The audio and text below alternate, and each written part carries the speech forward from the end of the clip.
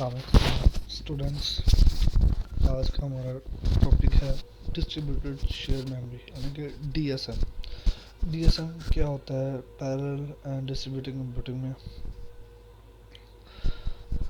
Basically जो distributed share memory ये एक हमारे लिए क्या है, लॉजिकली मेमोरी होती है। ठीक है, इसका फिजिकल मेमोरी से कोई कंसेप्ट नहीं होता। ठीक है, फॉर एग्जांपल जैसे कि इसकी डेफिनेशन है, distributed shared memory is a form of memory architecture where physical separate memories can be addressed as a one logical shared address space। यानी कि फिजिकल मेमोरी इसकी नहीं होती, लेकिन ये हमें इस तरह लगता है जैसे हमने लॉजिकली तौर पर हमें ऐसा लगता है कि जैसे ये फिजिकली तौर पर हमारे सिस्टम में अवेलेबल होती है। Here the term of shared does not mean that there is a single centralized memory, but that the address space is shared. Same physical address in two processors refer to the same location in the memory. शेड का मतलब ये नहीं है कि हमारे पास एक single कोई सेंट्रलाइज पॉइंट है, इनकी सेंट्रलाइज मेमोरी होती है, बट इसका जो शेयर का मतलब है कि हमारे पास जो एड्रेसेस होते हैं वो लॉजिकली तौर पे इस तरह रेंज किए होते हैं, ऐसे लग रहा है जैसे ये फिजिकली तौर पर अवेलेबल होते हैं। डिस्ट्रीब्यूटेड मेमोरी में मेन जो की पॉइंट्स हैं, यानी कि ये loosely coupled and distributed system, no physical memory available, यानी कि इस तरह आपस में जुड़े होते हैं जैसे हमें लगता है कि ये फिजिकली तौर पर अवेलेबल होते हैं, लेकिन ये फिजिकली तौर पर मेमोरी इनकी कोई भी नहीं होती, लॉजिकली तौर पर मेमोरी होती है। It provide a virtual address space among the process on loosely coupled processes। ये हमें वर्चुअल एड्रेसेस मुहैया करते हैं, वर्चुअल तौर पर अवेलेबल होते हैं प्रोसेसर के दरमियान, इम्प्लीमेंटेड इन ऑपरेटिंग सिस्टम और in run time library routine with proper kernel support. लेकिन इनको पूरी प्रॉपर ऑपरेटिंग सिस्टम या कर्नल की फुल सपोर्ट होती है लाइब्रेरीज को रन करने के लिए या किसी प्रोसेस को रन करने के लिए या एग्जीक्यूशन के लिए। तो हमारे पास इन एल्गोरिदम को रन करने के लिए, यानी कि ये मेमोरी किस तरह रन करती है उसके कुछ एल्गोरिदम होते हैं। सबसे पहले हम उसकी ना एक डायग्राम लेते हैं, डिस्ट्रीब्यूट मेमोरी किस तरह रन करती है, किस तरह ये हमारे सिस्टम पर लॉजिकली अवेलेबल होती है। ये जो हमारी ये डायग्राम है डीएसएम की, ये देखिए मल्टीपल प्रोसेसर होते हैं और ये हमारी मेमोरी होती है, मैनेज कर रही होती है मेमोरी को, इन प्रोसेस की मेमोरी को मैनेज कर रही होती है। ये बेसिकली ये जो मेमोरी है ये हमारी क्या है, लॉजिकली या मेन मेमोरी है हमारी। ठीक है, और आगे ये जो मेमोरी में जो भी प्रोसेसिंग हो रही है वो इस वर्चुअल शेयर मेमोरी के साथ अटैच है। ये भी एक किस्म की हमारी वर्चुअल मेमोरी है, इनकी फिजिकल मेमोरी नहीं है। लेकिन इस शेयर वर्चुअल मेमोरी से क्या होता है कि जो हमारी इन प्रोसेसेस की या इन मेन मेमोरी की जो लिमिटेशंस है ना हमारी, वो ख़त्म हो जाती है। यानी कि अगर इस प्रोसेस को इस यानी कि इस प्रोसेसिंग या इस मेमोरी में से या इस प्रोसेस में से कोई चीज़ रिक्वायर्ड है, कोई फाइल रिक्वायर्ड है, तो वो क्या करेगा, इस शेयर्ड मेमोरी में आएगा, इस शेयर्ड मेमोरी से किसी भी नोड में या किसी भी प्रोसेसर को वो एक्सेस कर सकेगा। तो जो हमारा डीएसएम है इसमें हमें प्रोसेसिंग में से किसी किस्म की लिमिटेशन नहीं होती, यानी कि अगर हमें किसी किस्म का भी प्रोसेसर या डाटा रिक्वायर हो तो वो हम किसी भी नोड से इस वर्चुअल मेमोरी के थ्रू यानी शेयर वर्चुअल मेमोरी के थ्रू एक्सेस कर सकते हैं। यानी कि जो हमारा डीएसएम है ना, एक किस्म का शेयर्ड वर्चुअल मेमोरी होती है। इसमें हम किसी भी नोड पर यानी किसी भी नोड तक रसाई हासिल कर सकते हैं, किसी भी नोड पर डाटा को एक्सेस कर सकते हैं।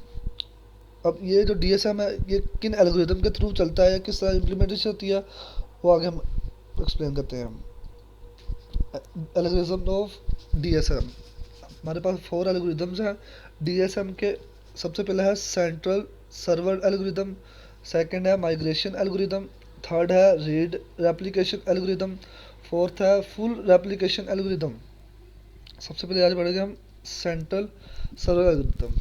अब सेंट्रल सर्वर एल्गोरिदम में क्या होता है, in this algorithm central server maintains all share data, it service read request from other node by returning the data item to them and write request by updating the data and returning acknowledgement message। इसमें वो क्या करता है कि सारे डाटे को central server में मेंटेन कर देता है, इनको शेयर कर देता है पूरे हमारे तमाम जो नोट्स होते हैं। फॉर एग्जाम्पल इसकी डायग्राम देखते हैं, उससे हम ये ज़्यादा समझ आएगी। ये देखें, ये हमारे पास 1 2 3 4 हमारे पास प्रोसेस है, यहाँ 4 हमारे पास नोड्स हैं, ठीक है। ये हमारा सेंट्रल सिस्टम है। अगर हमें इस प्रोसेस को कोई डाटा चाहिए तो वो क्या करेगा, रिक्वेस्ट सेंड करेगा सेंट्रल सिस्टम को। अगर इसको चाहिए तो वो भी सेंट्रल सिस्टम को करेंगे। किसी भी नोड या किसी भी क्लाइंट को हमें कोई भी डाटा चाहिए तो वो क्या करेगा, हमारे सेंट्रल सिस्टम को रिक्वेस्ट सेंड करेगा।